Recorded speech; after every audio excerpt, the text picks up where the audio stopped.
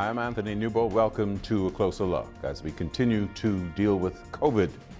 Our guest this week is the Deputy Chief Medical Officer, Dr. Delon Brennen. Dr. Brennen, welcome to the show.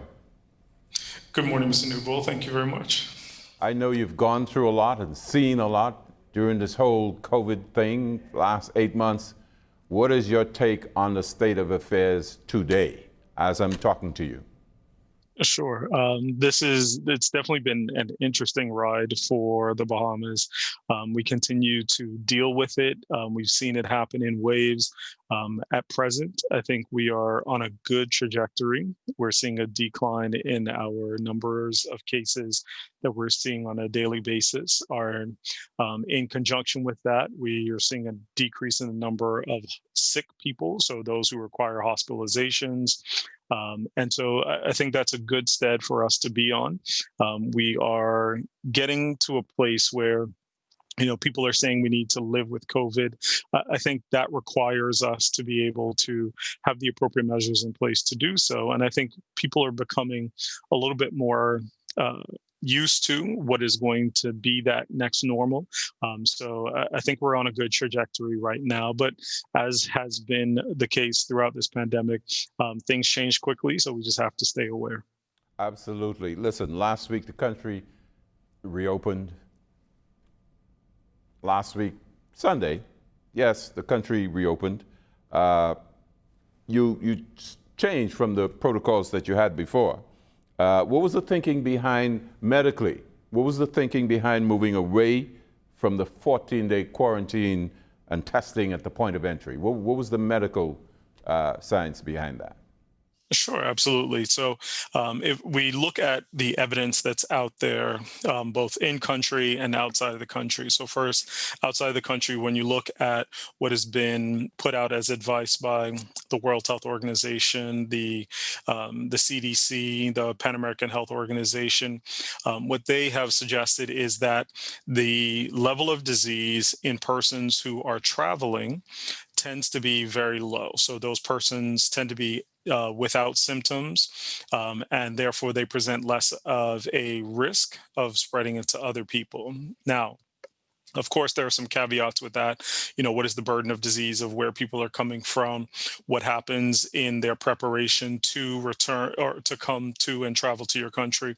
All those are considerations. So one of the things that we have always implemented and will continue to implement for international travelers is that you have to have a COVID-19 PCR, which is the gold standard test, before you come to the Bahamas. And so what we know is the persons who are traveling to the Bahamas have at least tested as negative for COVID-19 within 5 days of traveling to the Bahamas, which presents some decrease or mitigation of the risk that they will transmit the disease to persons in country. So you're already decreasing that possibility by a lot. So to look at that as already a decreased population, we know that we can then move on and let them come into country. And what we were able to do over the months of time that persons have been allowed to come into the country, so since July, persons have been allowed to travel internationally and come into the Bahamas to visit. We look at our evidence in country, and the burden of disease coming from international visitors to the Bahamas has been minimal. It is very hard to actually identify disease that has come from an international traveler to the Bahamas and then gone on to spread disease in country. However, one of the things that we did notice was that when we opened in July, we didn't initially have the requirement for Bahamians who were saying that they had traveled for less than 72 hours to have testing done. We have been able to track specifically that that was a risk for us, and that some of those individuals who did not test came back into country, transmitted disease, and we had an increase in numbers at that time. So we were able to then, revamp that such that all international visitors, along with residents, everyone who's now traveling to the Bahamas is required to have that in place. So that is in line with the science. So the science says, okay, if you've already mitigated your risk and you've been able to maintain that those individuals who are coming in have already tested as negative, then you really don't need to have the requirement in place for them to quarantine for that 14-day days because of the low risk that they already represent. There was a thought process about being able to implement the testing on arrival, but when we look around the world, the the ability to actually do that testing and the logistics that go along with it is very difficult to do. We've seen other countries attempt to do it, and most of them have abandoned it because it is just an extreme logistical challenge. So we moved away from that and decided that this was the appropriate approach for us in the Bahamas right now. And so that PCR test at the beginning, not more than 5 days old, the fact that they're going to stay here for 5 days, not tested again, there's no, as far as the science is concerned, no extra risk as far as you're concerned. It is minimal in its risk. It's not to say there's no risk, because of course, after they have their test, within 5 days, there is the possibility that they may have been exposed to the virus, at the time, somewhere around the time of testing or thereafter. And it is possible they could come into country and then start exhibiting symptoms once they're in country. And so, there is some risk that is associated with that. But what we have attempted to do is to, again, minimize that risk by making sure that all international travelers to the Bahamas are mandated to have travelers insurance. And that insurance will allow us to make sure that they can be provided medical care without overburdening the healthcare system in country. We know that the virus continues to rage throughout the U.S. That's our source market. That's our major source market. If that continues, and who knows what's going to happen, do you foresee at some point that you may have to implement some kind of testing at the port of entry? I think it's possible. I think if you're going to do it, the way the world is looking at this is if you are looking to do date of arrival testing, the best way to implement it is to have pre-departure testing. So what you really want to do is make sure that persons are tested on the day they are going to travel before they come into the country. And so if they can do it outside of the country and have the testing done then they'll never have gotten onto a plane. They'll never come into the country. And then you won't have to deal with this newly positive person who then you have to figure out where they're going to where they're going to isolate, if they need treatment, how that treatment is going to happen, or if they need to be transported back, how that's going to happen. You can minimize it that way by having it pre-departure. And so if they test negative before they even get on a plane, then once they arrived, on the date of arrival, at least they're not shedding on the day of arrival. Which would mean some serious coordination in the U.S., which could prove a little difficult, I imagine. Yes, it does have the ability to do so. There was a time where American Airlines was saying that before persons traveled to the Bahamas, they were going to implement a rapid antigen test before they got on the plane and came over. That has, again, the logistical challenges around it. Even American Airlines has shied away from that now and said that they're not going to do that. So we know it's happening. But if you look to the United Kingdom, actually, there is a setup where between the UK and Hong Kong, they have implemented testing in Heathrow Airport. And in Heathrow Airport, for persons who are traveling direct to Hong Kong, there is pre-departure testing that is happening. And so before they get on that plane, they're tested then. So the world is working out some of these logistics. And so I think it'll become more commonplace as it becomes easier to do so and it becomes a regulation in more and more locations. Okay, Dr. Brennen, we got to take a break. When we come back, we'll talk some more about the work you're doing to ensure that employees are safe.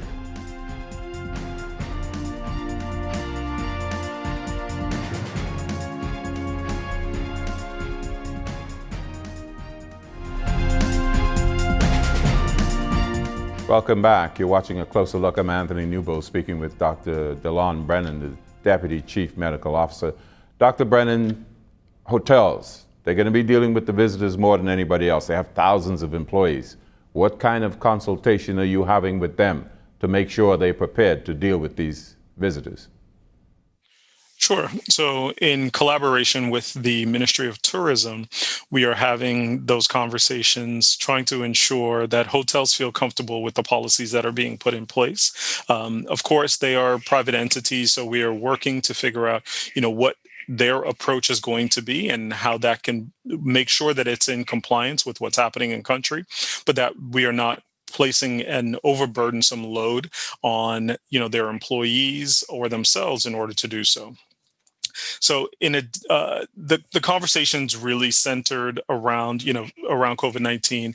It comes into place when we think about the testing regimen, and so one of the big things is making sure that they understand that the persons who are coming into their facilities, while they would have tested negative prior to them arriving in country, at any time thereafter they can start exhibiting symptoms. So they need to have a plan in place to make sure that they can address if someone does have symptoms. If that does occur and they do have symptoms, then how is it that they're going to address that? For us, what we're asking of them is to ensure that they have a place where they're going to isolate them. They know who they're going to call. If they have medical personnel on site, making sure they have the appropriate protocols to have personal protective equipment and the like. And then they know the Ministry of Health is here to assist you. And so these are the numbers to call. We will give you advice as to what to do at that point. Getting ready to talk about employees and what happens with employees, for example, if they were to contract the virus for some reason. Right. So I think there's two parts to the employee question. The part you mentioned is if they were to contract the virus, then there is a whole protocol around contact tracing. So if they were to have symptoms, you need to know who was in close contact with them, and there's a protocol around that to make sure that those individuals, the employee who tested positive is out and not at work, and they're isolated, but also those individuals who have been in contact with them will also be out and quarantined and monitored for symptoms as well. So that's a protocol into itself. The additional part of it is what you want to do is make sure for the wider grouping, for persons that are not known to be positive, those persons, you should have some protocol in place that allows you to say, so as employees continue to come to work, that there's a way to at least have some sort of screening questionnaire or somewhere where they're able to report to say that if they have symptoms. So what you want to do is make sure you remove an environment where it is punitive if someone reports that they have symptoms of COVID-19,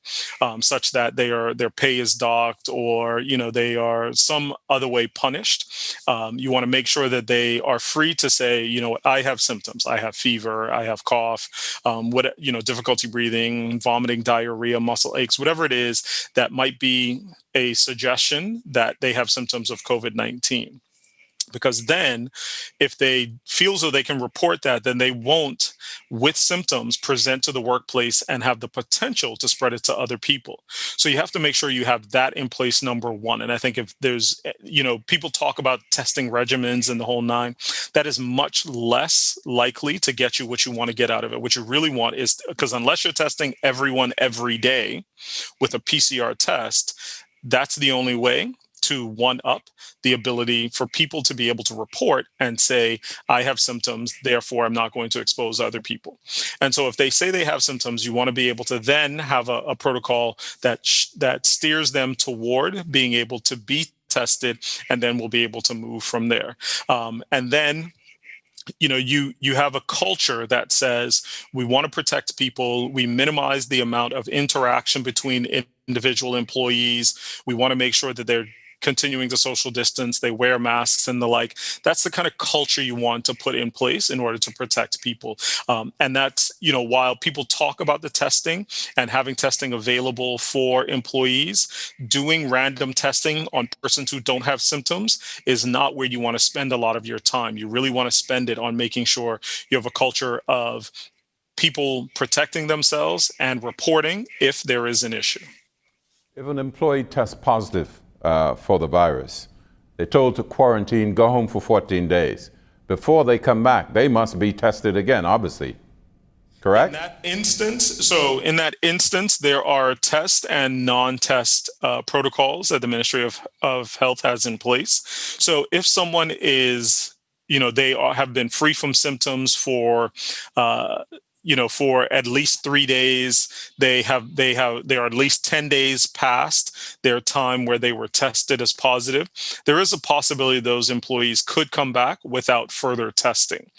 However, you could also implement a testing protocol that says if we are saying that if these are frontline personnel who are likely to be in close contact with individuals, then there may be an option to have a testing protocol in place, and those individuals can be tested.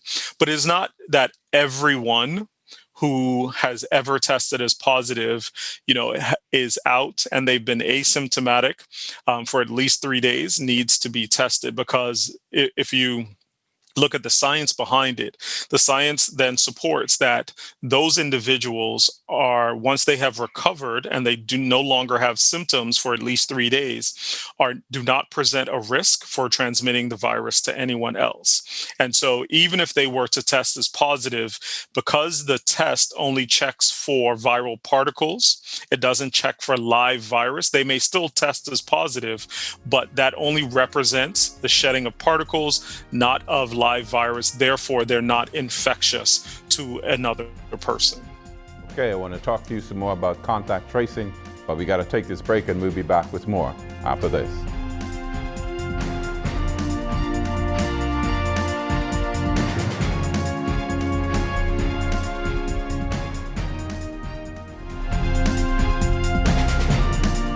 Welcome back to A Closer Look. Anthony Newbold speaking with Dr. Delon Brennen, the Deputy Chief Medical Officer. Dr. Brennen, contact tracing.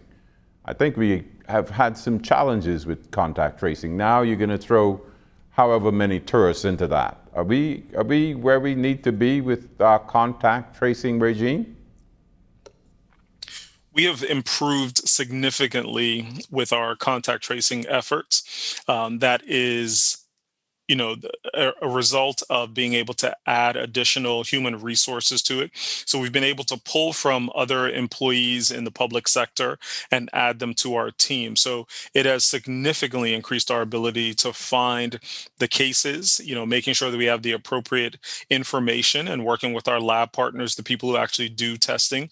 They've provided us with more and more contact information such that, we don't have as many people without proper phone numbers. We have, government issued IDs for individuals. So that has definitely helped out a lot. Plus, with these additional human resources to make phone calls and send messages to people, that number has increased significantly. And obviously, on top of that, with the decreased numbers of cases that we're having on a daily basis now, we have less contacts that we actually need to contact. So both things have kind of worked in our favor of having more people to do contact tracing, along with having less cases that we actually need to trace. You comfortable with the containment measures, whether they're curfews and lockdowns? Would you like to see more or less of it? What is your view? Currently, I think the measures we are seeing a definite improvement in our numbers of cases, our number of hospitalizations. So that has definitely borne fruit. So I would say that the evidence suggests that the measures that have been put in place have definitely improved our situation, and therefore those are the appropriate measures for this time period. If things were not working and we're still seeing high cases, or we were seeing an increased number of cases, then we would have to do even more than we have in place now. But I think from a Ministry of Health perspective and a healthcare provider perspective, that we are definitely seeing an improvement, and therefore we have a level of comfort with the present measures. Consultant Dr. Dahl Regis recently said that the deaths that have been occurring, they're showing a high correlation to general unhealthiness and comorbidities that have become culturally accepted. We eat a lot of peas and rice and etc. Is this the time now for us to have a renewed push for healthy lifestyles? Absolutely. If we if we didn't take it seriously before, we absolutely need to take it seriously now. And all of the talk before about why it was important to make sure that, we had a proper diet in the Bahamas, people were physically active.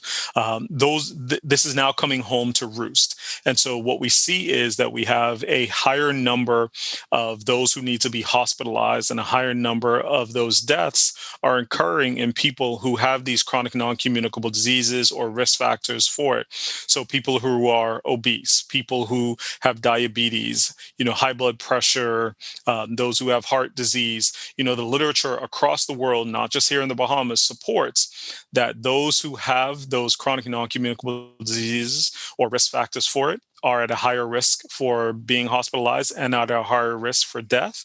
And so if this pandemic does nothing else for us, we need to renew our sense around making sure that we approach having a healthier population so that we're able to withstand these types of assaults that are likely to become more common as we move through, the next decade and centuries.